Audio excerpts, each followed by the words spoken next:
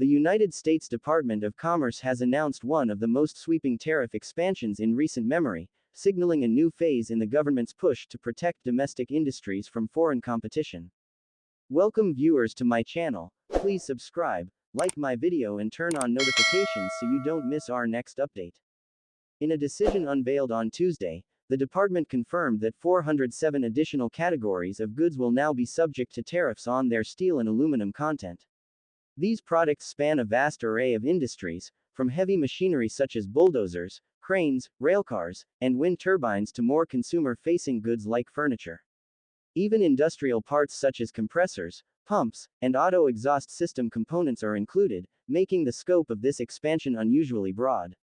Each product classified under this new measure will face a 50% tariff applied to the portion of the item composed of steel or aluminum. The size of the tariff, coupled with the diversity of the products involved, suggests the administration is not only doubling down on earlier policies but also moving to plug loopholes that foreign exporters have been using to circumvent the existing trade barriers. When the Trump administration first imposed tariffs on raw steel and aluminum in 2018, the stated objective was to give U.S. producers room to recover from years of global oversupply and dumping, particularly from China.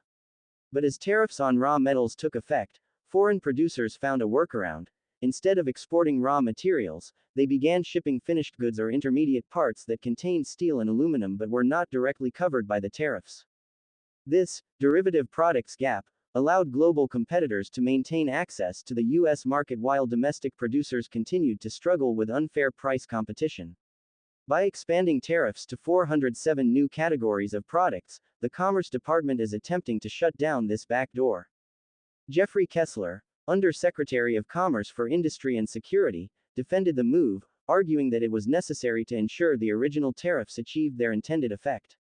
Today's action expands the reach of the steel and aluminum tariffs and shuts down avenues for circumvention, supporting the continued revitalization of the American steel and aluminum industries, Kessler stated.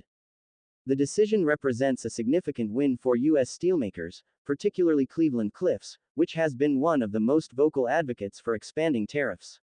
For years, the company argued that tariffs on raw metals alone were insufficient, as foreign competitors could simply reroute their exports into finished products. By including auto parts and other high-demand goods, the new policy grants domestic steelmakers a stronger competitive shield. Industry insiders say the lobbying effort was intense. Executives from steel companies painted a picture of an industry still vulnerable to unfair trade practices, despite earlier tariff protections. Their case resonated with an administration eager to project strength in defending American manufacturing. Nowhere is the controversy sharper than in the automotive industry. Automakers, particularly foreign firms with assembly plants in the United States, such as Toyota, Volkswagen, and Hyundai, have strongly opposed the inclusion of exhaust system components and electrical steel used in EV production. Their argument is straightforward. The U.S. simply does not produce enough of these specialized materials domestically to meet demand. Electrical steel, for example, is a highly engineered product essential for EV motors and transformers. Currently, the U.S. has very limited capacity to manufacture it, and imports, primarily from Japan and South Korea, are critical to meeting industry needs. With tariffs now in place, automakers fear higher costs, delays, and potential slowdowns in EV adoption, an outcome that could clash with broader national goals of reducing emissions and promoting clean energy technologies. For exhaust system components, the concern is more immediate. These parts are essential in nearly every gasoline-powered vehicle on the road today. By raising their costs, the tariffs could increase the price of new cars, impacting millions of consumers. The ripple effects of these tariffs are already visible. Home Depot, one of the largest U.S. retailers, revealed on its Tuesday earnings call that it would raise prices on imported goods as a direct result of the new tariffs. There will be modest price movement in some categories, Chief Financial Officer Richard McPhail acknowledged. Such modest increases may sound minor in isolation, but when multiplied across hundreds of product categories, the effect can snowball. From appliances and furniture to vehicles and construction materials, prices could edge upward, straining household budgets already stretched by persistent inflation.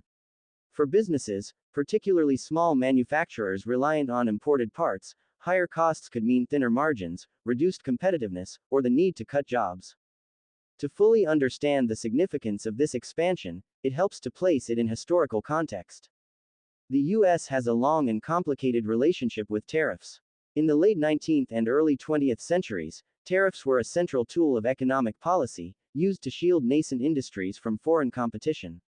The Smoot-Hawley Tariff Act of 1930, however, is often cited as a cautionary tale. By raising tariffs on thousands of goods, it contributed to a collapse in global trade during the Great Depression. In the decades that followed, the US largely moved toward freer trade, leading efforts to establish the World Trade Organization, WTO, and signing major trade agreements like NAFTA. Yet, steel has always been an exception.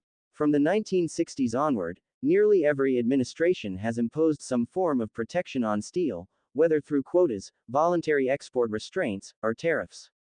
Trump's tariff expansion is, in many ways, a continuation of this long-standing pattern, but with an intensity that reflects the administration's embrace of tariffs not as a last resort, but as a core policy tool. The international fallout from Tuesday's announcement could be significant.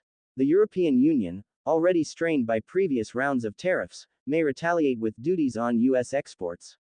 Past disputes have targeted politically sensitive goods such as bourbon, motorcycles, and agricultural products.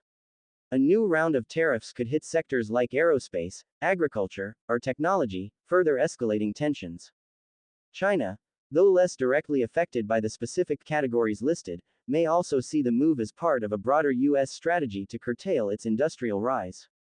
Any Chinese response could impact global supply chains in electronics, renewable energy, and consumer goods, amplifying the economic consequences worldwide. Meanwhile, the WTO may once again be called upon to adjudicate disputes, though its weakened appellate system means that enforcement remains uncertain. The risk is a further erosion of the multilateral trading system, as more countries resort to unilateral measures rather than coordinated agreements. For President Trump, the expansion of tariffs is not only economic policy but also political strategy. In manufacturing-heavy states such as Pennsylvania, Ohio, and Michigan, support for protecting steel and aluminum industries runs deep. By taking a hard line, the administration strengthens its appeal in these regions, projecting a message of defending American jobs against foreign competition. Critics argue, however, that the broader electorate may grow weary of policies that raise consumer prices and strain international relations. With inflation still a concern for many households, the political benefits of tariffs could be offset by frustrations over higher costs of living. Ultimately, the success or failure of these tariffs will be measured by their impact on the health of the U.S. steel and aluminum industries, and on the broader economy. Supporters believe the measures will give domestic producers the stability needed to invest, modernize, and expand. Detractors warn that protectionism often backfires, reducing efficiency, raising costs, and isolating the U.S. from global trade networks. The question is not only economic but strategic. Can the U.S. simultaneously protect domestic industries, manage inflation, and maintain constructive relationships with trade partners? The answer will shape the trajectory of American economic policy in the years ahead. The expansion of steel and aluminum tariffs is a bold step, one that reflects both the strengths and weaknesses of trade policy rooted in protectionism. For American producers, it offers a lifeline. For consumers and businesses, it poses new challenges. For the global trading system, it adds yet another layer of complexity and potential conflict. In the short term, the move will likely be celebrated in steel mills and criticized in auto plants. In the long term, it may come to be seen either as a pivotal moment in the revitalization of U.S. industry or as a costly gamble that deepened global trade rifts without delivering lasting benefits.